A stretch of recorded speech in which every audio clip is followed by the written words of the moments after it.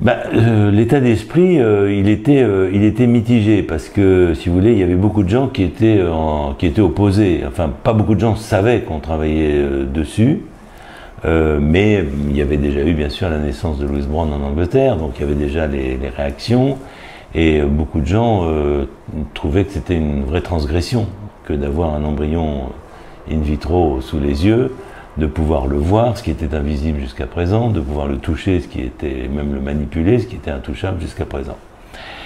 Même dans le milieu scientifique, et même des gens très connus dans le milieu scientifique, qui étaient en opposition, disant qu'il fallait qu'on travaille plus chez l'animal, etc. Animal qui en question est venu 10 ans après, parce que finalement chez le singe, c'est pas si facile que ça, la fécondation in vitro. Parce qu'il y a incontestablement. Chez la lapine, c'était en 1960, chez la vache, ça a été après, très vite, mais je dirais, voilà, il y a justement des inconnus liés aux espèces, et les singes en particulier, ça marche très mal.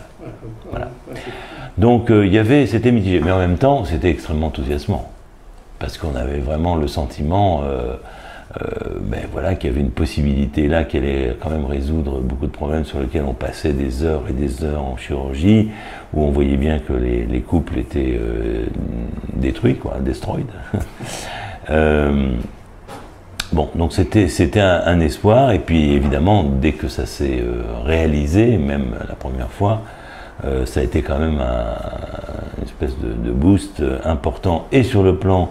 Alors, moi j'avais été voir Bob Edwards, hein, parce que j'étais en contact avec lui avant même la naissance de Louis Brown.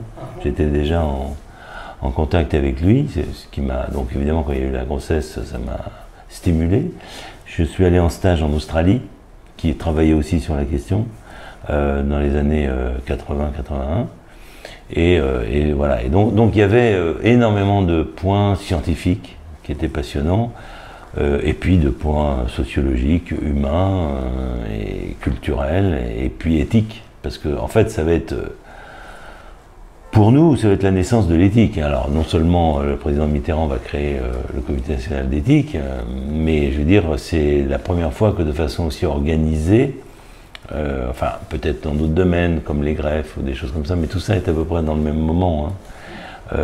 On va avoir la nécessité d'avoir une réflexion éthique, et ensuite de passer de l'éthique au droit, c'est-à-dire de donner un encadrement, et voilà, un encadrement qui en même temps doit donner des libertés, mais comme toujours donne certains interdits.